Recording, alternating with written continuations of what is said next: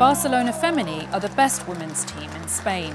Growing up watching Barcelona on TV, I never thought that I would step foot on Camp Nou. They are also the best women's team in Europe. Al final se vuelve real, tan real que incluso levantamos también una Champions, cosa que cuando yo empecé ni te lo podías imaginar.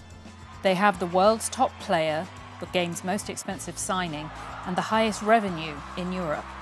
It's a revolution, it's a social revolution. So how did they do it? And can Barca help Spanish women's football take off?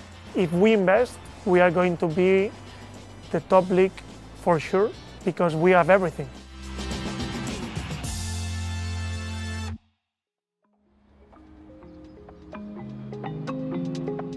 Few people know the story of Barcelona Femení better than its captain. Marta Torrejón, lateral derecho. A Spanish international, she's been with the club for a decade, since before it turned professional and long before it conquered European football. Para ser sincera, desde que yo empecé a jugar a fútbol ha cambiado muchísimo. Yo empecé jugando a fútbol sin conocer grandes estrellas, sin conocer incluso que había Champions League, sin conocer que podría ganarme a día de hoy el pan de cada día. De entrenar a las 7 pasamos a entrenar a las 5. Igual a los 2-3 años de entrenar por la tarde empezamos a entrenar por la mañana y la cosa ya empezó a cambiar un poco. Ha cambiado muchísimo, así que yo creo que todo se empezó a volver más real, más profesional. También ya no solo verlo como un hobby, que también lo vemos así, sino también como un trabajo por el cual estás remunerado. Barca's success has also helped it bring in big international stars, including the most expensive transfer fee ever paid in women's football. Kira Walsh, midfielder. Walsh was part of the England team that won Euro 2022, helping to catapult women's football into the mainstream. Since then, attendances at matches in England's Women's Super League have surged. But the pull of playing for one of football's most storied clubs proved strong enough to lure her to Spain. Yeah, I think when a club like Barcelona comes in for you, it's very difficult to say no. And I think after the Euros and how successful England was, I think that kind of happened after that. And I was very excited once I received the phone call and spoke to my family about it. And I think for all of us, it was a no-brainer to come here. So when you come here, it's the atmosphere and training in terms of competitiveness and wanting to win. And I just think they go the extra mile to ensure that the women's team is in the best place to win. And it's a football culture. It's not just about a men's and women's team. They just love football. And you could really feel that when we was on the bus parade and you see people with Alexia's shirt, Aitana's shirt over men's players' shirts. And for me, that's such a massive thing to see now with women's football going forward. The women's team in Barcelona has deep roots.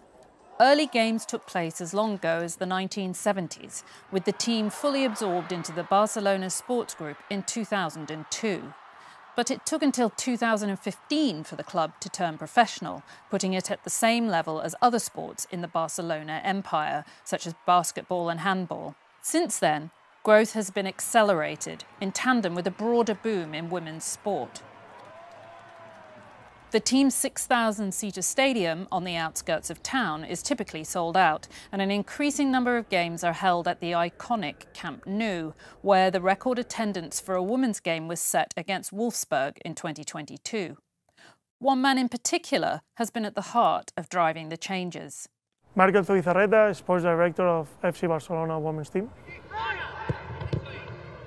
The son of legendary Spanish goalkeeper Andoni Zubizarreta, Markel has been with Barca's women's team since it went professional. He's been tasked with improving everything from player training to talent spotting. I entered to the club in 2015, and the first game maybe we had 300 fans in the pitch.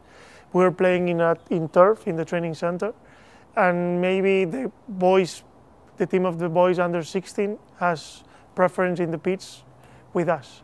So from that point was to build a lot of things, and to have goals every year to try to increase little by little, and to know that we were building a project inside the club that has a legacy in terms of football. Now we have another part of the club that is professional. We want to be one of the top teams in the world, and we are going to invest in that. The club also hopes to build a pipeline of talent in the same way it has for the men's team. At La Masia, the club's legendary youth academy, female footballers are now living on site and receiving the same experience as the likes of Lionel Messi, Andres Iniesta and Pep Guardiola. One of the former students here, Alexia Putellas, has gone on to become the top player in women's football, winning the Ballon d'Or twice. Mike Puig is responsible for the day-to-day running of La Masia, which now has over 100 full-time students living on campus.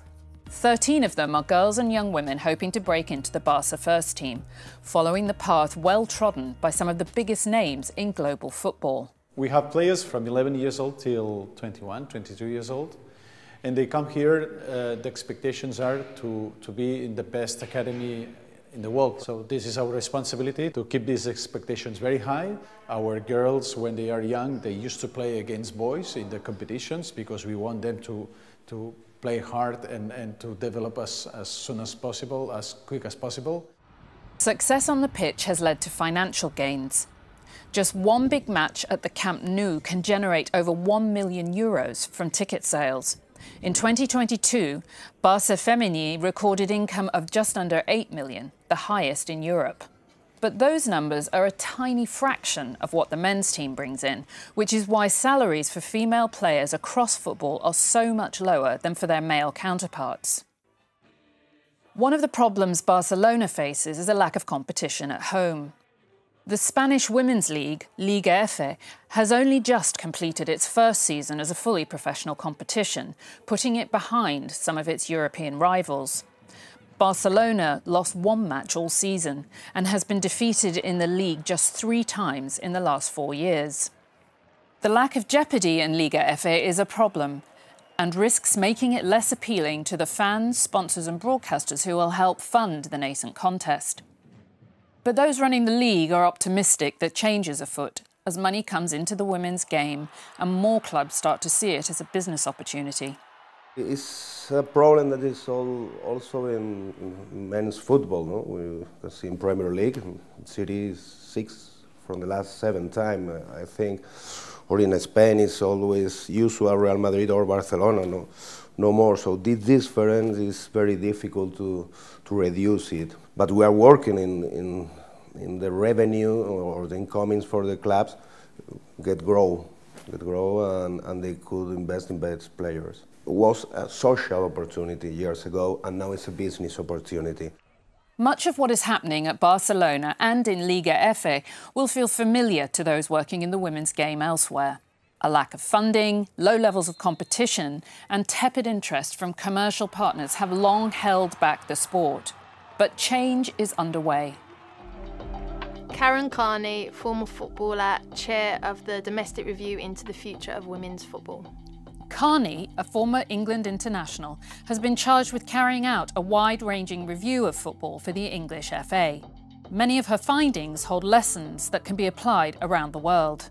I think women's football, I wouldn't say it's at the very start because it's been around for a while now, but I would say in its journey it's at its early part, and I keep saying it, I still think it's a start-up business. We've got to make the environment professional, it has to be elite.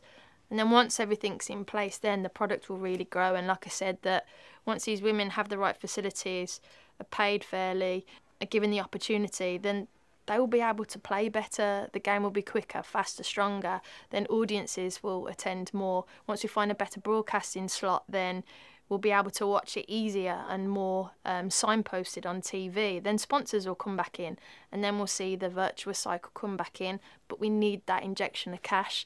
But there's still this taboo around women's sport and women's football. Oh, it's going to cost, it's going to cost. Well, everything does, but I'm telling you, you'll get it back. And this is what needs to be done. It's 2023.